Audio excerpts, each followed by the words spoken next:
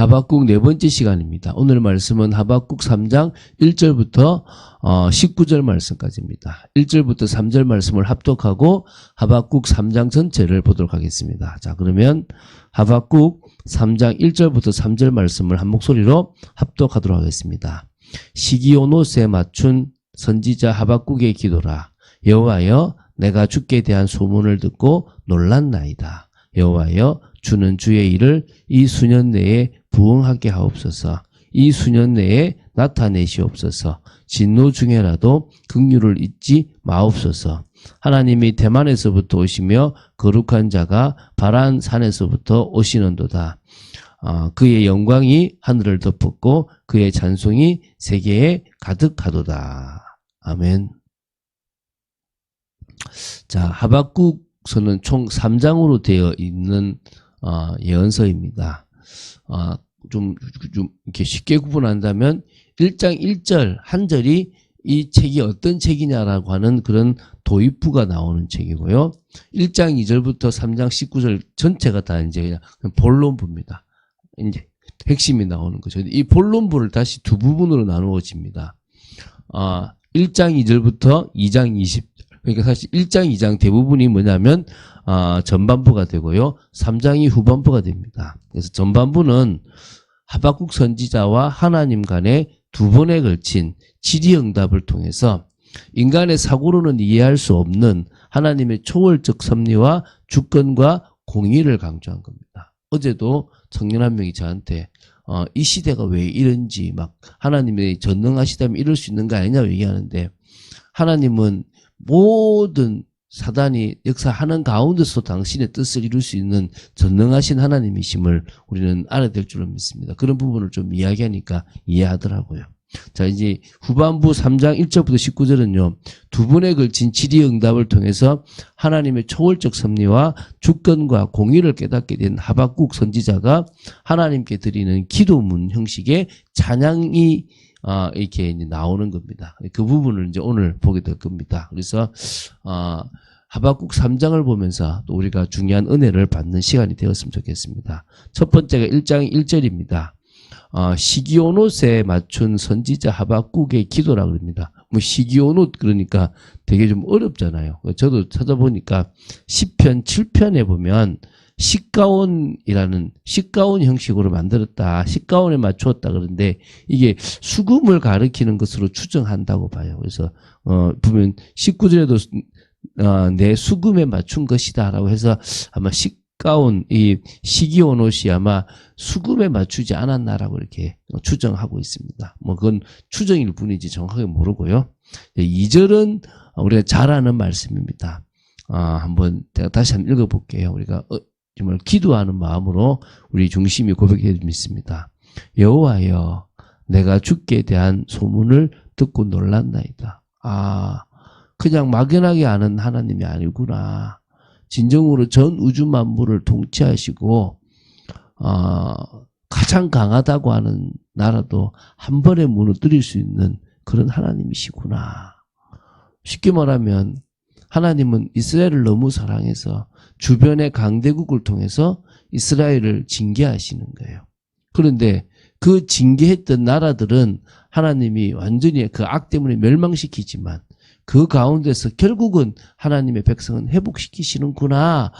그런 하나님이시구나. 정말 공의롭고 사랑이 많으신 참 하나님이시구나. 이걸 알게 된 거예요. 그러면서 여호와여, 주는 주의 일을 이 수년 내에 부응하게 하옵소서. 여호와가 들어가면 언약입니다. 이 수년 내에 나타내시옵소서. 진노 중에라도 긍휼을 잊지 마옵소서. 이해되십니까? 다시 이 나라를 우리가 생각할 때 우리 부흥을 생각하는 그게 아니라 무너진 이 민족을 다시 회복시켜 주십시오. 수년 내에 당신이 바벨론을 무너뜨리고 다시 회복하시겠다고 하신 그 일을 이루어 주십시오. 진노 중에라도 정말 긍휼을 잊지 마십시오. 반 거예요. 뭘 봤습니까? 아직 다 멸망하지 않았고 이제 1차 포로로 끌려간 그 시점밖에 안 돼요.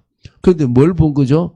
저 포로로 끌려갔던 나라를 멸망시키고 다시 돌아오게 하실 하나님을 본 거예요.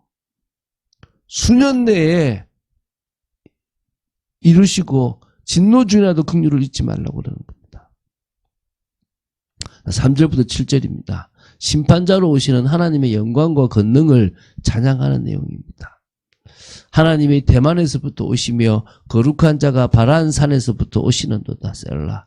그의 영광이 하늘을 덮었고 그의 찬송이 세계에 가득하도다. 그의 광명이 햇빛 같고 광선이 그의 손에서 나오니 그의 권능이 그 속에 감추어졌도다. 역병이 그 앞에서 행하며 불덩이가 그의 발밑에 나오는도다. 그가 서신즉 땅이 진동하며 그가 보신즉 여러 나라가 전율하며 영원한 산이 무너지며 무궁한 작은 산이 엎드러지나니 그의 행하심이 예로부터 그러하시도다. 그가 내가 본즉 구산의 장막이 환난을 당하고 미디안 땅의 휘장이 흔들리는도다. 하나님이 움직이시면요 엄청난 일들이 일어나는 겁니다. 하나님께서 하시는 그 능력을 아무도 막을 수 없다는 거예요. 그 당시에 대단해 보이고 강해 보이는 것들도 하나님 앞에서 벌벌 떨고 무너질 수밖에 없다는 겁니다. 우리 믿는 하나님이십니다. 그러면서 이제 뭡니까? 8절부터 15절까지죠. 하나님의 역동적 심판과 구원 사역을 찬양하는 겁니다. 여호와여 주께서 말을 타시며 구원의 병거를 모시오니 강들을 분이 여기심입니까?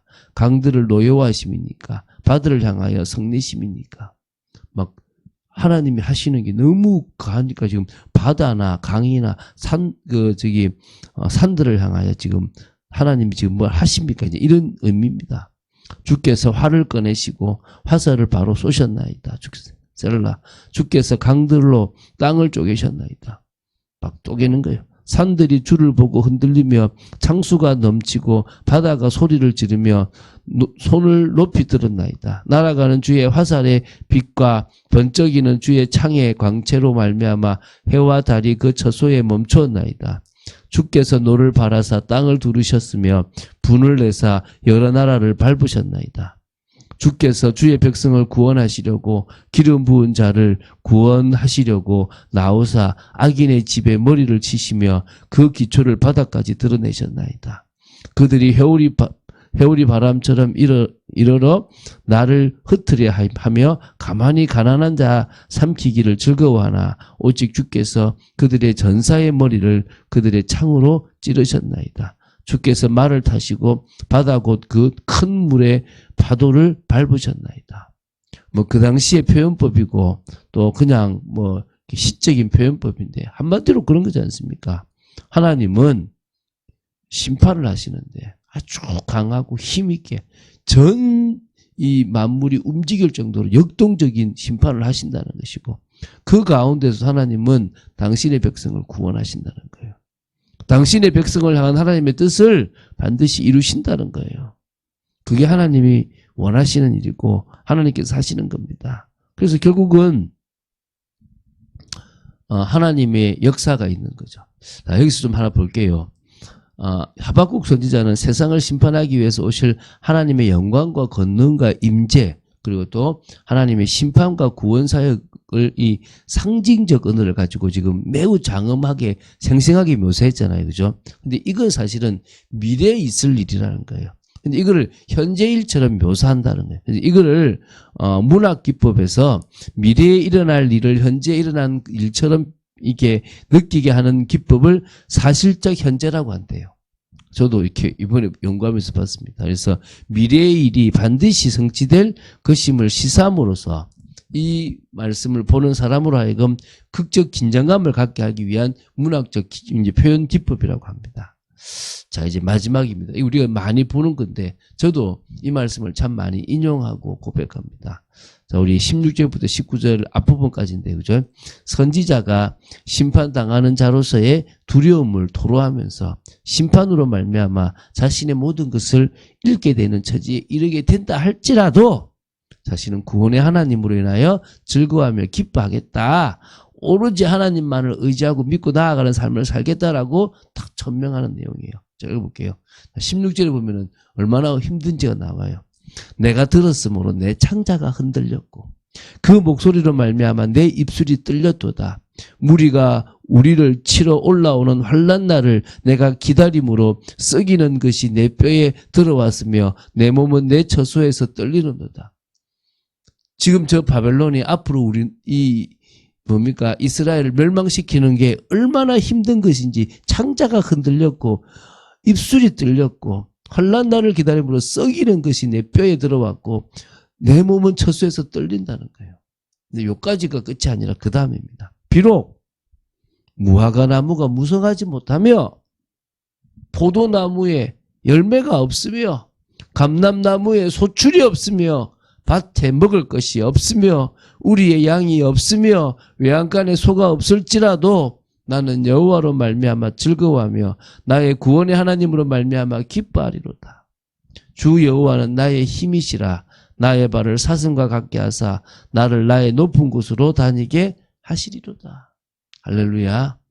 오늘 믿으시기 바랍니다. 그 어떤 상황이 온다 하더라도 내 구원은 빼앗기지 않는다.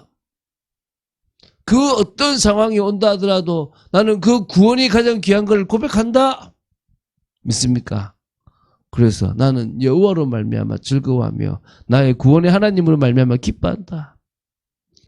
주 여호와는 나의 힘이시라. 나의 발을 사슴과 같게 하사 나를 나의 높은 곳으로 다니게 하시리로다. 오늘 정말 의인은 믿음으로 말미암아 살리라고 하신 하나님의 그 말씀을 붙잡은 하박국 선지자의 그런 화답의 고백이라고 보시면 되겠습니다. 이 19절 후반부는요, 선지자 찬양 기록 뒤에 덧붙인 어떤 부귀문이라고 보시면 됩니다. 그래서 뭡니까? 이 노래는 지휘하는 사람을 위하여 내 수금에 맞춘 것이다 라고 얘기하는 거예요. 자, 하박국 선지자는 처음 하박국서를 시작할 때에는 하나님께 항변하고 답답함을 토로했습니다. 그러나 하박국서의 마지막에는 전혀 다른 모습을 보였다는 거예요. 그러니까 다시 말하면 하나님의 뜻을 모를 때는 마음이 의문에 휩싸여 하나님을 향하여 항의하는 태도로 보였지만 하나님의 응답을 받고 나서부터는 뭡니까? 크고 위대하신 그 뜻을 깨닫기 때문에 머리 숙여 찬양을 하게 된다는 겁니다. 그리고 그 베푸실 구원을 소망하면서 이 지금 당하는 고난을 넘어가게 되는 거예요. 여러분은 진짜 뭘 위해서 살아갑니까? 여러분 마음 중심에 구원입니까? 세상에서 받고 싶은 것들입니까? 오늘 달라지는 여러분 되시기를, 그래서 빛을 증가하는 그런 삶을 사는 여러분 되시기를 주 예수 그리스도 축원드립니다. 주는 그리스도시요 살아계신 하나님의 아들이심을 고백합니다. 오늘 또 하박국서를 3장을 끝까지 봤습니다. 저희들이 이 하박국서를 통하여 이제 정리도 해야 되겠지만 믿음이 생기게 하여 주시옵시고 구원의 하나님, 우리에게 베푸신 그 구원으로 말미암아 기뻐하고 즐거워하고 감사하는 저희들 되기를 간절히 소원합니다. 주 예수 그리스도 이름으로 기도드립니다. 아멘.